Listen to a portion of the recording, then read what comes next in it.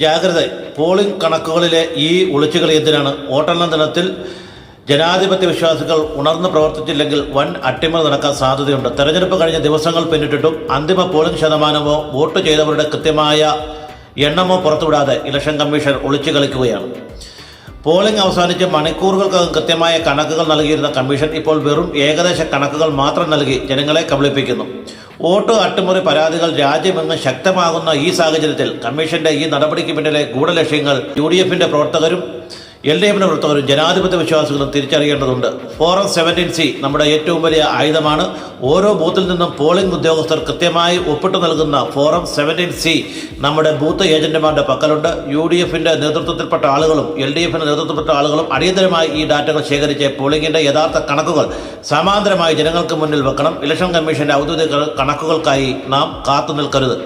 കണക്കിൽ വ്യത്യാസം കണ്ടാൽ ഒരു കാരണവശാലും എണ്ണാൻ അനുവദിക്കരുത്. വോട്ടെണ്ണൽ ദിനത്തിൽ ഫോറം 17Cയിലെ വോട്ടുകളുടെ എണ്ണവും EVMൽ കാണിക്കുന്ന വോട്ടുകളും തമ്മിൽ വ്യത്യാസവും പൊരുത്തക്കേടും ഉണ്ടെങ്കിൽ ഒരു കാരണവശാലും ആ വോട്ടുകൾ എണ്ണാൻ നമ്മൾ അനുവദിക്കരുത്. എല്ലാം കഴിഞ്ഞിട്ട് പരാതിയുമായി കോടതിയിൽ പോയി നോക്കാം എന്ന ചിന്ത വലിയ അബദ്ധമായിരിക്കും. തെളിവ് നശിപ്പിക്കപ്പെടുന്ന നിയമക്കുരുക്ക് കോടതിയിൽ പോയാൽ തെളിവാവുക VVPATും ബൂത്തിലെ CCTV ദൃശ്യങ്ങളുമാണ്. എന്നാൽ യാഥാർത്ഥ്യം എന്താണ്?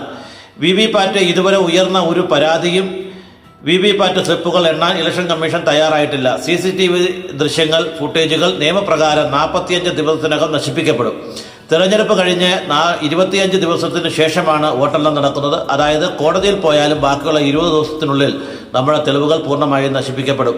ഈ കെണി നാം തിരിച്ചറിയണം. മഹാരാഷ്ട്ര നൽകുന്ന പാഠം. കേരളം സുരക്ഷിതമല്ല.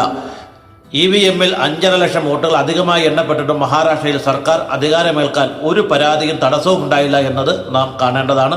വോട്ടെണ്ണി കഴിഞ്ഞാൽ പിന്നെ ഒരു തിരുത്തലുമില്ല. ഗുജറാത്തിലും UPയിലും അതേ സ്വാധീനം ഉപയോഗിച്ച് ഉദ്യോഗസ്ഥ പോലീസ് സ്ഥലങ്ങളിൽ ഇടപെടലുകൾ നടത്താൻ സംഘപരിവാറിന് കേരളത്തിലും കഴിയും എന്ന് നാം ഓർക്കണം. ഇവിടെ ഒന്നും നടക്കില്ല എന്ന അമിത ആത്മവിശ്വാസം വെടിയുക. വോട്ടെണ്ണൽ കഴിയുന്നതുവരെ LDFന്റെ പ്രവർത്തകരായാലും UDFന്റെ പ്രവർത്തകരായാലും ജനാധിപത്യ വിശ്വാസികളും കണ്ണിൽ എണ്ണയൊഴിച്ച് കാത്തിരിക്കുക. നമ്മുടെ വോട്ട് നമ്മുടെ അവകാശമാണ്. അത് സംരക്ഷിക്കപ്പെടാൻ നമ്മുടെ അവകാശമാണ്. ഈ പോരാട്ടം ഒരു അനിവാര്യമാണ്.